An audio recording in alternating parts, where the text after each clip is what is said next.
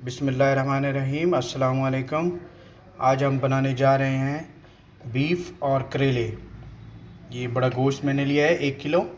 इसमें 2 अदद मैंने प्याज काट के डाले हैं, 2 अदद मैंने लहसुन डाले हैं, 1 चम्मच लाल कुटी हुई मिर्च, आधा चम्मच हल्दी पाउडर, आधा चम्मच धनिया पाउडर और आधा चम्मच मैंने सफ़ेद ज़ीरा पाउडर डाला है। करेले मैंने काट के रखे हुए हैं, इनको मैंने नमक लगा के रखा है 20 मिनट के लिए। इसको बाद में धो के इसमें फ्राई करेंगे और इसमें शामिल करेंगे। गोश्त को हमने चढ़ा देना है 20 से 25 मिनट के लिए, ताकि ये गोश्त गल जाए। इसमें लहसुन मैंने 2 अदद गुठली डाली हैं, बाकी लहसुन हम कूट के इसके अंदर शामिल करेंगे जब हम भुनाई करेंगे। तो पानी का लेवल मैंने गोश्त के बराबर रखा है। तो चलिए शुरू करते हैं। ये सब मैंने चम्मच हिला के सब मिक्स कर दिया है।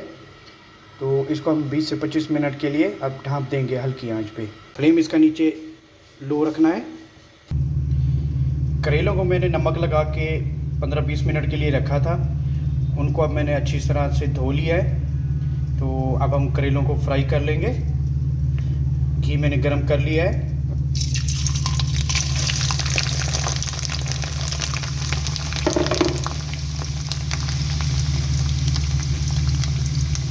अल्हम्दुलिल्लाह हमारे करेले फ्राई हो चुके हैं। जब इस तरह का कलर आ जाए तो इनको निकाल देना है। करेले फ्राई हो चुके हैं और मैंने ये प्लेट में निकाल लिए हैं। अब हम इसी कुकिंग ऑयल में मैंने कुछ प्याज काट के रखे हुए हैं, वो थोड़ा सा ब्राउन कर लेंगे, गोल्डन कर लेंगे।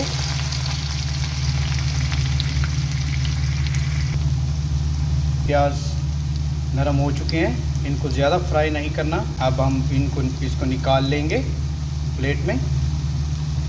ये देखिए इसी कलर में हो तो निकालना है, ताकि प्याज नरम हो तो करेले गोश्त में बहुत मज़ा देता है।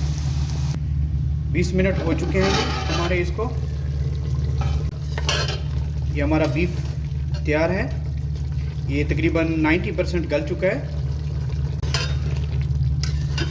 अब हम फ्लेम तेज़ कर देंगे। इसमें करेले और प्याज का हमने फ्राई किए थे, कुकिंग ऑयल बचा हुआ है, वो हम इसमें शामिल कर देंगे।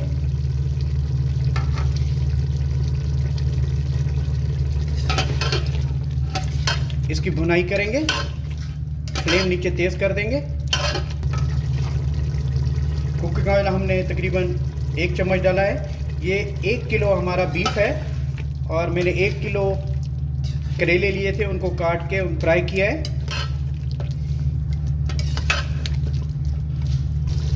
पानी हमारा खुश्क हो चुका है। अब हम इसमें 1 चम्मच लहसुन मैंने कूट लिया था, ये शामिल करेंगे और गोश्त को अच्छी तरह भून लेंगे। इसके बाद हम टमाटर शामिल करेंगे। लहसुन को मैंने 2 मिनट इसमें भून लिया है। अब मैंने टमाटर काट के रखे हुए थे 3 अदद, तो हम इसमें ये शामिल करेंगे। इसको अच्छी तरह हिला लेंगे। फ्लेम हमारा तेज़ है। अब 1 मिनट के लिए हम इसको दम दे देंगे, ताकि हमारे टमाटर इसमें घुल जाएं। 1 मिनट हमने दम दिया था टमाटरों के लिए। ये टमाटर हमारे गल चुके हैं, ये देखें। फिर हम इसमें करेले और प्याज जो हमने फ्राई किए थे वो शामिल करेंगे।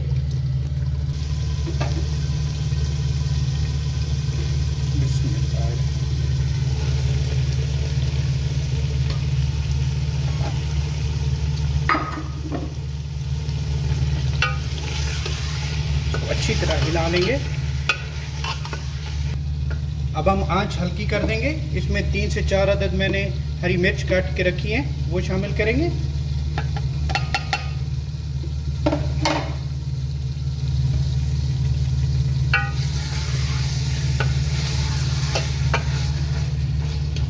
एक अदद मैंने लेमन जूस लिया है, 1 चम्मच इसमें शामिल कर देंगे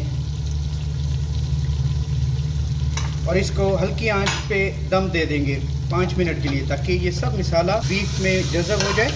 इसकी फ्लेम हम हल्की कर देंगे। 5 मिनट हो चुके हैं जी हमें दम दिए हुए। हम इसका दम उतारेंगे।